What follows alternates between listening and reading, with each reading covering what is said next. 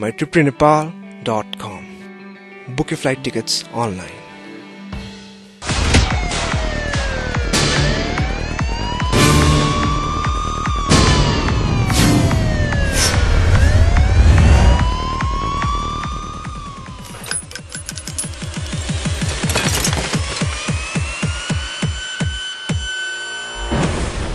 नमस्कार। अपराधले आक्रान्त बनेको समाजलाई अपराध र अपराधीको घेराबाट मुक्त गराउने हाम्रो प्रयास। अपराध र अपराधी विरुद्धको खबरदारी, यो हो क्राइम स्टोरी। स्वागत छ, म रमेश तमला। नेपालमा कारागार सुरक्षा व्यवस्था सबैभन्दा फितलो मानिने गरेको छ। कोही व्यक्तिले अपराध गरेपछि कानून अनुसारको सजाय भोग्न ऊ कारागारमै जानुपर्छ। तर नेपालको कारागार कुनै अपराधीलाई सजाय भोगाउने भन्दा पनि त्यो आपराधिक योजना बनाउने स्थलको रूपमा परिचित र विकसित हुँदै गइरहेको छ। पछिल्लो समय नेपालको कारागारमै थुनिएका केही अपराधीले भित्रै बसेर आपराधिक योजना बनाउन थालेको चर्चा बाहिर आउन थालेको छ। त्यसो त कारागारभित्रको सुरक्षा व्यवस्था केही कडा पार्ने प्रयास पनि भएको छ, तर पनि अपराधीको त्यो जालो भत्काउन सकेको छैन नेपालको प्रहरी प्रशासन र जेल प्रशासनले पनि।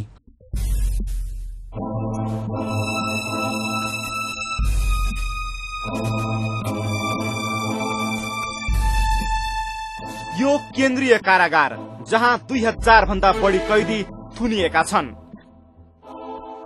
राष्ट्रिय तथा अन्तर्राष्ट्रिय कुख्यात अपराधीदेखि सामान्य अपराधमा संलग्नहरूले यो कारागारमा सजाय भोगिरहेका छन्। तर यही कारागारमा यस्ता कैदी पनि छन् जसले भित्रैबाट आपराधिक योजना बनाउने गरेको चर्चा हुने गर्छ। अपराध गरेर सजाय भोग्न राखिएकाहरूले नै आपराधिक योजना बनाउन थालेपछि प्रहरीले कैदीमाथि निगरानी बढाउन थालेको छ। त्यसैले यी कारागारको सुरक्षाको लागि डीएसपी को नेतृत्वमा करिब 230 जना प्रहरी सुरक्षार्थ खटिएका छन्। यति ठूलो संख्यामा सुरक्षाकर्मी खटिने यी कारागारहरूको सुरक्षा सधैँ चुनौतीपूर्ण नै रहन्छ। बेला बेलामा आपराधिक योजना बनाउने चर्चा चल्न थालेपछि प्रहरी सचेत हुन थालेको छ। त्यसैले बेला बेलामा यी कारागार भित्र चेक जाँच हुने गर्छ। मिति 2070 साल असार 23 गते बिहानै करिब 189 जना प्रहरीले तालिम प्राप्त कुकुर लिएर केन्द्रीय कारागार, भद्रगोल र महिला कारागार भित्र चेक जाँच गरेको थियो। लागु औषध तथा अन्य कुनै हात हतियार राखेको हुन सक्ने आशंकामा चेक जाँच गरेको हो। तर प्रहरीले यस्तो चेक जाँच नियमित हुने गरेको बताएको छ। प्रहरी सचेत छ। उनीहरूको क्रियाकलापहरूलाई ज्यादै नजिकबाट निहालिरहेछ। हामीले उनीहरूलाई भेट्न आउने व्यक्तिहरू र कुनै व्यक्ति कतिपटक भेट्न आउँछ त्यो पटक पनि हामीले त्यहाँ रजिस्टर मेन्टेन गरेका छौँ। कुन के रिलेसन हो उसँग नाता के हो र फ्रिक्वेन्टली भिजिट गर्न आउँछ कि कहिलेकाहीँ भिजिट गर्न आउँछ कि, यी सबै कुरा रेकर्डमा राखिन्छ। र उनीहरूको मोबाइलहरू पनि मोनिटरिङमा राखेका छौँ हामीले। भित्र चाहिँ उनीहरूले बाहिर कम्युनिकेसन गर्न नसकोस् भनेर चाहिँ त्यहाँ त्यो एरियालाई चाहिँ मोबाइल फ्री जोन, मोबाइल चाहिँ सञ्चार हुन नसक्ने जोन बनाएको छौँ हामीले। र हालाकि हामी त्यसलाई चाहिँ प्राविधिक रूपमा अझै त्यो मोबाइल चाहिँ कनेक्सन नहुने जोन चाहिँ बनाउन सकेका छैन।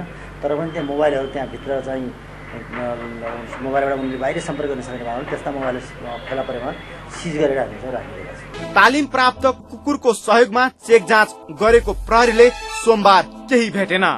तर बेला बेलामा यो भित्र राखिएका केही अपराधीहरूको गतिविधि शंकास्पद हुने गरेको छ, जसले प्रहरीको सुरक्षा व्यवस्थालाई चुनौती दिन्छ।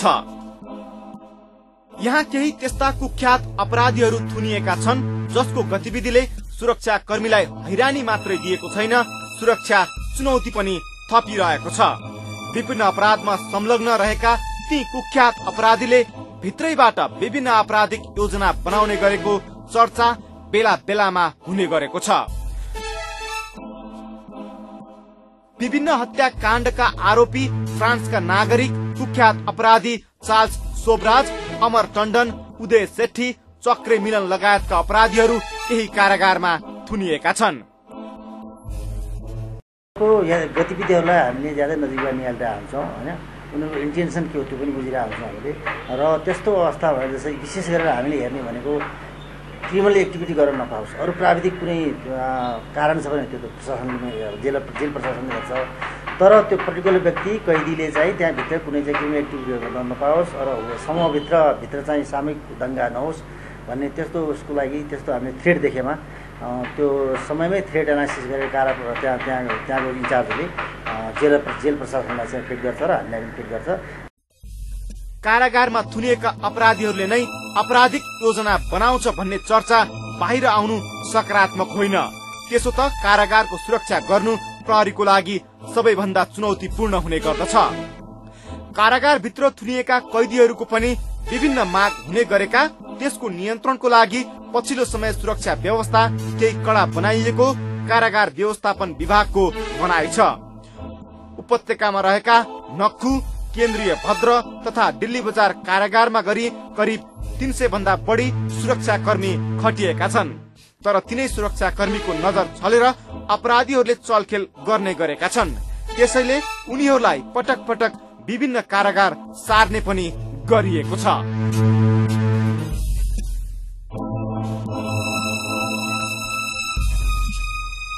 कैदीको वितण्डाले प्रहरी प्रशासन र जेल प्रशासनलाई चुनौती मात्रै दिएको छैन, समग्र सुरक्षा व्यवस्थामाथि खलल पुग्ने संकेत पनि गरिरहेको छ। त्यसैले ती कारागारमा थुनिएका केही कैदीलाई प्रहरी प्रशासन र जेल प्रशासनले पटक पटक सरुवा गरिरहेको छ। हुँदाहुँदा ती कैदीले सुरक्षार्थ खटिएका प्रहरीलाई समेत भित्रै बन्धक बनाउने गरेका छन्। देखाउँछौ ब्रेक।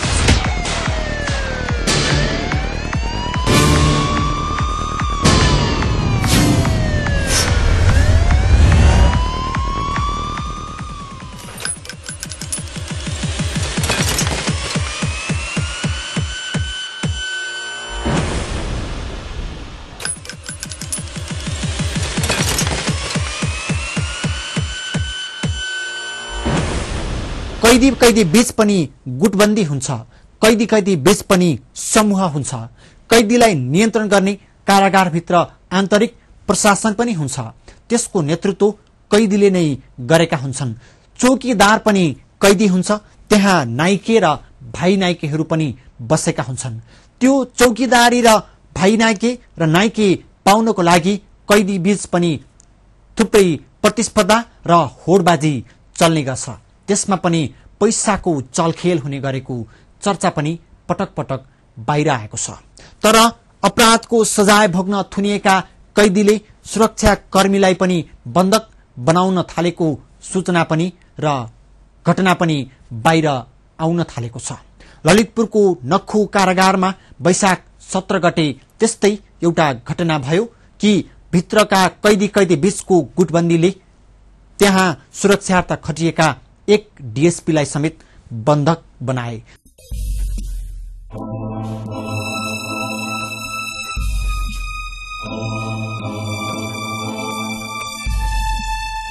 सुन्धारा स्थित केन्द्रीय कारागारसँगै अन्य 2वटा कारागार पनि छन्। भद्र र महिला गरी 3वटा कारागारको सुरक्षाको जिम्मेवारी नेपाल प्रहरीले लिएको छ। अहिले केन्द्रीय कारागारमा 1397 जना थुनिएका छन् भने भद्रमा 647 जना र महिला कारागारमा 309 जना कैदीहरू थुनिएका छन्। यही केन्द्रीय कारागारमा केही त्यस्ता कुख्यात अपराधीहरू पनि छन् जसलाई सजाय भोगाउन भन्दा तिनको सुरक्षा गर्न चुनौतीपूर्ण भएको छ। यही कारागारमा अमर टण्डन नाम गरेको कुख्यात अपराधी पनि राखिएको छ।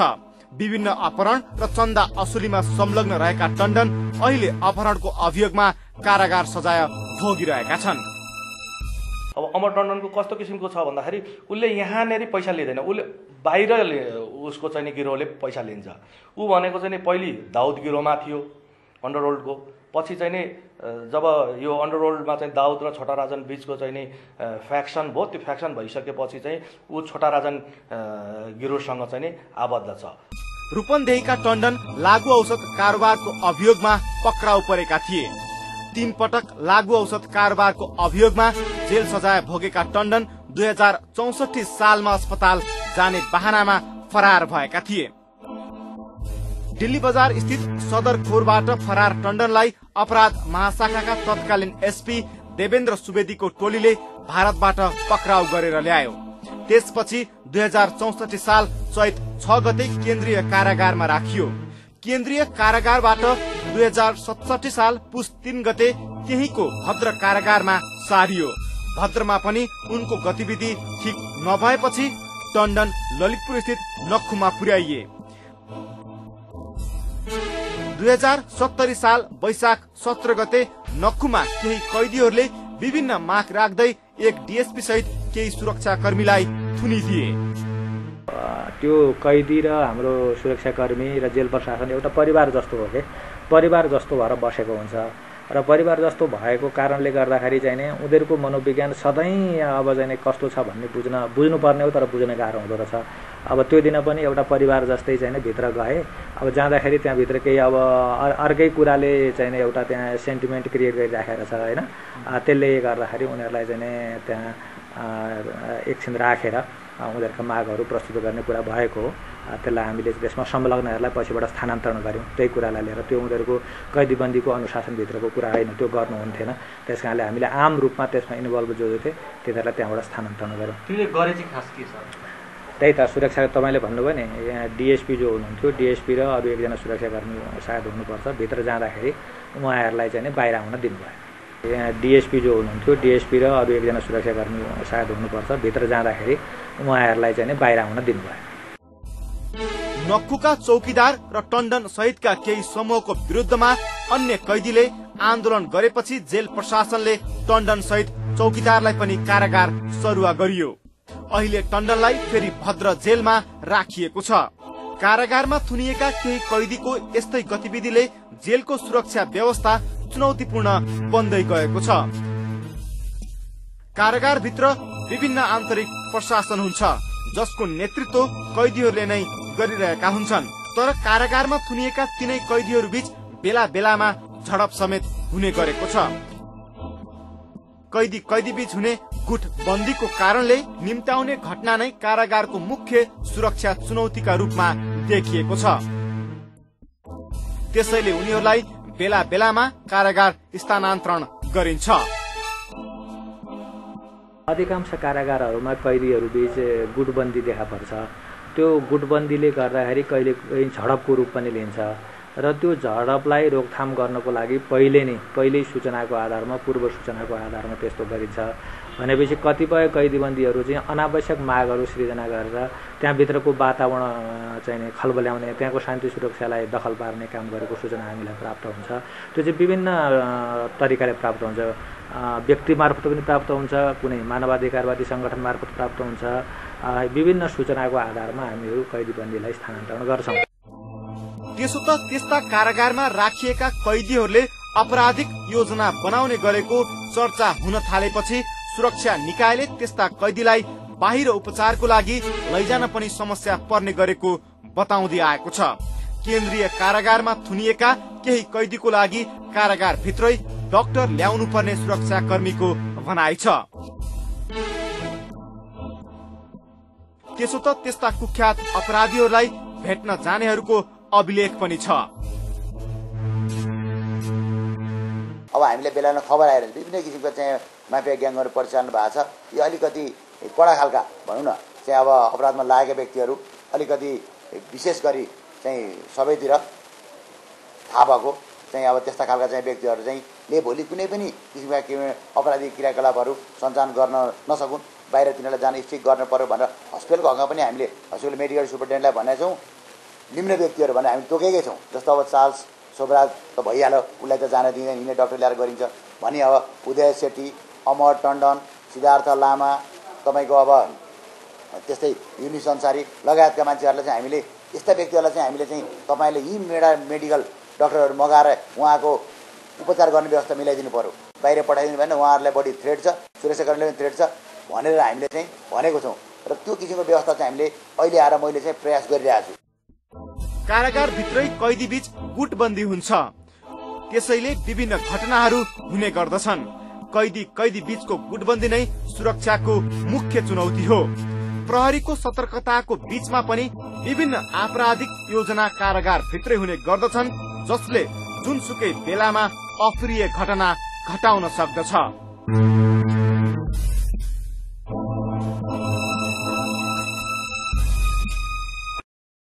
कारागारभित्र थुनिएका कैदीले भित्रै बसेर आपराधिक योजना बुन्ने गरेको समाचार बाहिर आउन थालेको छ र त्यसमा नेपालको राज्य सचेत हुन सकेको छैन। त्यसैले उनीहरूको त्यो आपराधिक योजना भत्काउनको लागि नेपालको समग्र प्रहरी प्रशासन र राज्य सजग र सचेत हुन जरुरी थियो। तिनीहरूले कारागारभित्र बसेर आपराधिक योजना कसरी बनाउँछन् देखाउँछौं ब्रेकपछि।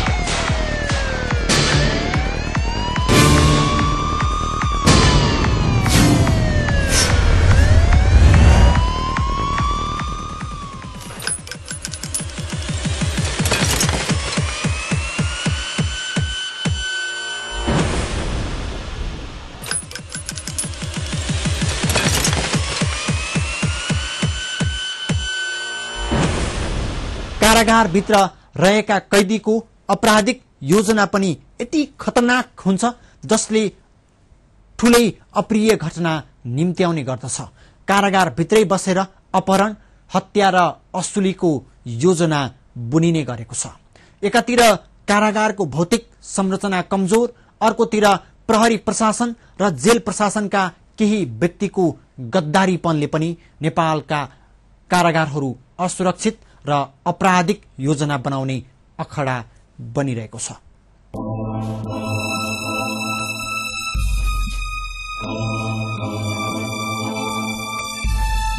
यो अनुहारसँग प्राय हरेक देशका प्रहरी प्रशासन परिचित छन्।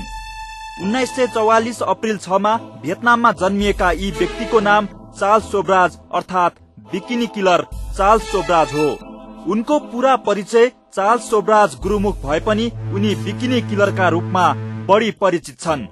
किशोरावस्थाबाटै अपराधमा प्रवेश गरेका चार्ल्स सन् 1963 मा चोरीको आरोपमा पहिलो पटक जेल परेपछि अपराध श्रृंखला शुरू भयो। उनी चोरी र डकैतीको अभियोगमा पक्राउ परिरहन्थे। सन् 1975 मा पहिलो पटक हत्या अभियोगमा पक्राउ परे। त्यसपछि उनको हत्या श्रृंखला शुरू भयो।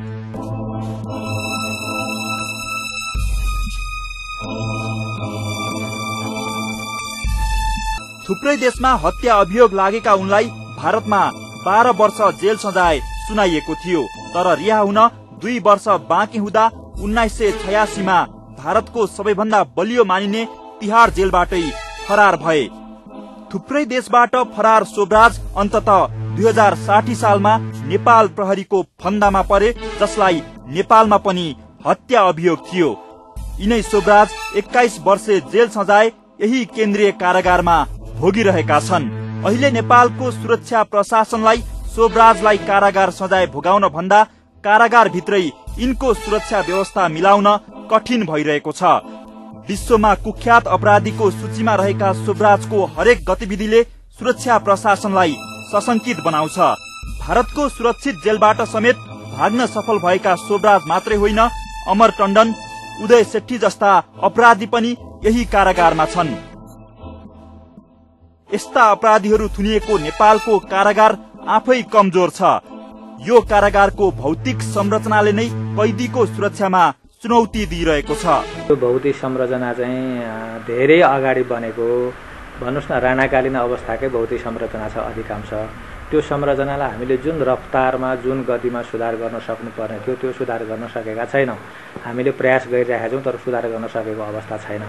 त्यसकारणले गर्दाखेरि तपाईँले भने जस्तो यो कैदी फरार भन्ने कुराहरू अब तलको जमिन जुन हुन्छ त्यो आरसिसी गरिएको छैन, त्यो माटे जमिन छ हाम्रो होइन, त्यस कारणले खन्न सजिलो हुन्छ।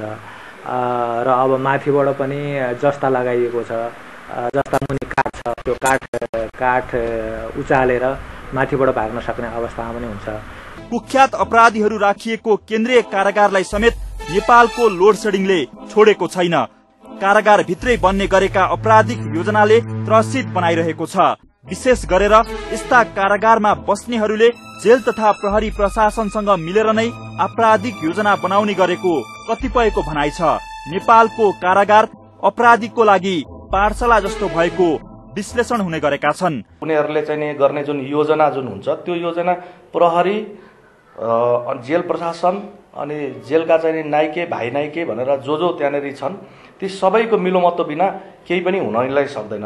र अहिलेको जेल भनेको चाहिँ अपराधको पाठशाला बनिसकेको छ, जहाँ चाहिँ एउटा सधैँ मान्छेलाई राम्रो मान्छेलाई पनि त्यहाँ प्रवेश गराइदियो कुनै मुद्दामा भने त्यो मान्छे चाहिँ नै कुख्यात अपराधीको सम्पर्कमा भएर उसले अपराधको चाहिँ नै विविध योजनाहरू सिकेर बाहिर निस्केर त्यसको प्रयोगहरू गर्छ, नयाँ नयाँ प्रयोगहरू। त्यसो त नेपालका कारागारमा थुनिएका केही अन्तर्राष्ट्रिय अपराधीहरूको सम्बन्ध विभिन्न गुप्तचर निकायसँग रहेको पनि चर्चा हुने गरेको छ। केही कैदीहरूको भाषा बुझ्ने सुरक्षाकर्मी समेत नेपालका कारागारमा छैनन्। चार्ल्स सोब्राज फ्रेन्च भाषामा फोनमा कुराकानी गर्छन् भने उदय सेठी मराठी भाषा प्रयोग गर्छन्। जुन बुझ्ने मान्छे कारागारमा कोही पनि छैन। त्यसकै माध्यमबाट आपराधिक योजना बन्ने गरेको छ। चार्ल्स सोब्राजसँग 4-4वटा मोबाइल चाहिँ नै उसले प्रयोग गर्छ र फ्रेन्च भाषामा चाहिँ उसले कुरा गर्छ र अन्तर्राष्ट्रिय अपराधिक र अन्तर्राष्ट्रिय विदेशी गुप्तचर संस्थाका मान्छेहरूसँग चाहिँ कुरा। बाहिर कुनै घटना हुँदैछ भने पहिलो सूचना चाहिँ नै जेलभित्र आइसक्छ, किनभने त्यो योजना नै जेलभित्र बन्छ। कतिपय अवस्थामा नेपालका कारागारमा रहेका कुख्यात अपराधीले नेपालका केही अपराधीलाई पनि प्रयोग गर्ने गरेका छन्। विशेष गरेर सामान्य अपराधको अभियोगमा कारागार पुगेका अपराधीको सम्बन्ध यस्ता कुख्यात अपराधीसँग हुन्छ। तिनै व्यक्तिहरू बाहिर आएर चलखेल गर्ने गरेको बताइन्छ। त्यसो त नेपालका कारागारमा रहेका केही अपराधीको भारतीय कारागारमा रहेका अपराधीसँग सम्बन्ध रहेको पनि विश्लेषकहरू बताउँछन्। एकै मित्र राष्ट्र भारतमा को जेलहरूमा बनेको योजना अनुरूप यहाँका जेलभित्र त्यो योजना आइपुगेर यहाँ चाहिँ कुनै पनि व्यक्तिलाई हत्या गर्नु पर्यो भने सहज रूपमा चाहिँ यहाँ जेलभित्र रहेको व्यक्तिलाई प्रयोग गरेर चाहिँ यहाँ हत्या गराइन्छ। अब यो ओपन सेक्रेट कुरा हो। एकातिर कारागारको भौतिक संरचना कमजोर छ भने आधुनिक प्रविधिको अभाव, सुरक्षा र जेल प्रशासनको सम्बन्ध अपराधीसँग हुनुले पनि नेपालका कारागारहरू असुरक्षित हुने गरेको आरोप लाग्ने गरेको छ।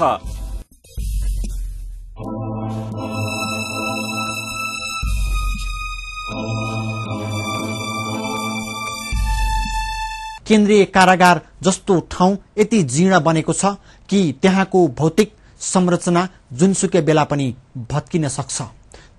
त्यसैले त्यो कारागारलाई सुधार गर्न राज्य सचेत र सजग हुन जरुरी छ।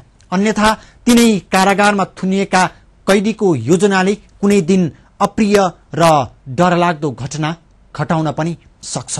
राज्य सचेत र सजग हुन जरुरी छ र कारागार सुधारको आवश्यकता ढिला भइसकेको छ।